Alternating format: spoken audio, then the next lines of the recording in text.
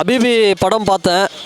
எனக்கு இந்த படத்தில் ரொம்ப பிடிச்சிருந்தது என்னென்னா, தனுஷ் சாரோட அப்பா கஸ்தூரி ராஜா சார்.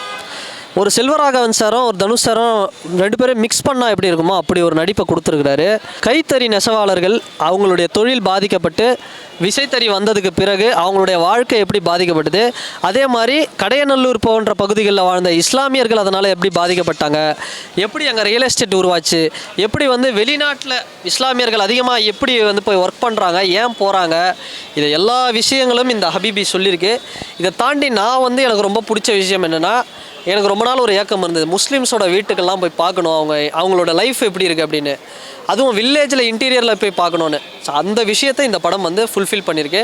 அது எனக்கு ரொம்ப பிடிச்சிருந்தது இந்த படத்தில். சாம்சிஎஸ் ஆல்ரெடி என்னப்ப நல்லவான் சிவபெருமானுக்கு ஒரு பாட்டு போட்டார், அது ஒரு வைப்பு கொடுத்தது. இது மாதிரி அல்லாஹ் ஒரு பாட்டு போட்டிருக்கிறாரு இஸ்லாமியர்களுக்கு, அது ஒரு நல்லா இருந்தது. ஓப்பனிங்கில் நாகூர் அனிஃபா மாதிரி ஒரு வாய்ஸ் பண்ணியிருக்காங்க, அதுவும் நல்லா இருந்துச்சு. மியூசிக் இந்த படத்தில் ஒரு பெரிய ப்ளஸ்ஸு. ஆனால் என்னென்னா, சாம்சிஎஸ் என்னதான் நல்லா பண்ணாலும் அவருக்கு அண்டர் ரேட்டடாக தான் வைப்பாங்க.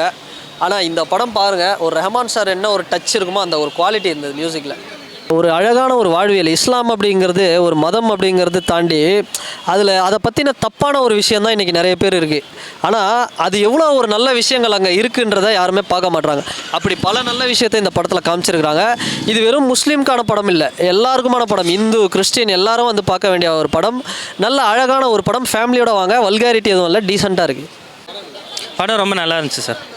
அதாவது இந்த ஃபாரின் போய் வேலை பார்த்து சம்பாதிக்கிறாங்க இல்லையா, அவங்களோட ஃபேமிலி எவ்வளோ கஷ்டப்படுறாங்க, அவங்க எவ்வளோ தியாகங்களை ஃபேஸ் பண்ணுறாங்கிறத ரொம்ப யதார்த்தமாக காமிச்சிருந்தாங்க. நெசவு தொழிலுங்கிற ஒரு தொழில் நம்ம தமிழ்நாட்டிலேருந்து கொஞ்சம் கொஞ்சமாக எப்படி அழிஞ்சிச்சு, அது அந்த குடும்பங்களை எப்படி பாதிச்சுங்கிறதையும் ரொம்ப அருமையாக காமிச்சிருந்தாங்க. எல்லாரோட ஆக்டிங்குமே ரொம்ப யதார்த்தமாக ரியலாக இருந்துச்சு. நமக்கு பார்க்கும்போது ஒரு ஆக்டிங் மாதிரி ஃபீல் ஆகலை, புதுமுகங்கள் மாதிரியும் தெரியல, நல்லாவே என்கேஜிங்காக இருந்துச்சு. இருக்கிற ஒரு விஷயத்தை அப்படியே காமிச்ச மாதிரி தான் இருந்தது, ஒரு புனைக்கப்பட்ட கதை மாதிரி தெரியல, ஒரு யதார்த்தமாக அவங்க லைஃப்பை அப்படியே டிஸ்பிளே பண்ணியிருந்தாங்க. அவரோட ஆக்டிங் ரொம்ப சூப்பராக இருந்துச்சு. ஆரம்பத்துலேருந்து அவரோட ஆக்டிங்கில் தான் படம் ட்ராவல் ஆச்சுன்னே சொல்லலாம். கடைசி அவரோட டெத் சீன் வரும்போதெல்லாம் ரொம்ப இதாக இருந்தது, சோகமாக இருந்துச்சு. மியூசிக் சாம்சிஎஸ் அவரோட மியூசிக் ரொம்ப நல்லா இருந்துச்சு. ஒரு சில பாட்டுகள் ரொம்பவே இதாக இருந்துச்சு. ஃபேமிலியாக கண்டிப்பாக பார்க்க வேண்டிய படம் தான் இது. படம் ரொம்பவே அருமையாக இருந்துச்சுங்க, ரொம்ப நல்லா இருந்துச்சு படம். மியூசிக்காக இருக்கட்டும், எல்லாரோட ஆக்டிங், கஸ்தூரி ராஜா இருக்கட்டும், எல்லாரோட ஆக்டிங் சூப்பராக இருந்துச்சு, நல்லா இருந்துச்சு படம். கண்டிப்பாக ஃபேமிலியாக பார்க்கலாம், எல்லாருமே கண்டிப்பாக பாருங்கள்.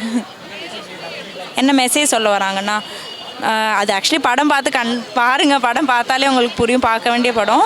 மெயினாக என்னென்னா, ஃபாரின் போகிறவங்களோட வாழ்வியல் பற்றி அண்ட் கைத்தொழில்களை விட்டுட்டு போகிறாங்கல்ல, அது எப்படி டெவலப் ஆகும்போது என்னென்ன போகுது, என்னென்ன மாற்றங்கள் ஒரு குடும்பத்தில் ஏற்படுது, பணம் இல்லை அன்பு தான்ற மாதிரி கான்செப்ட்லாம் நிறையா அருமையாக கொண்டு வந்திருக்காங்க இந்த படத்தில். கண்டிப்பாக யங்ஸ்டர்ஸும் பார்க்கணும், ஃபேமிலி ஆடியன்ஸ் முக்கியமாக பார்க்கணும்.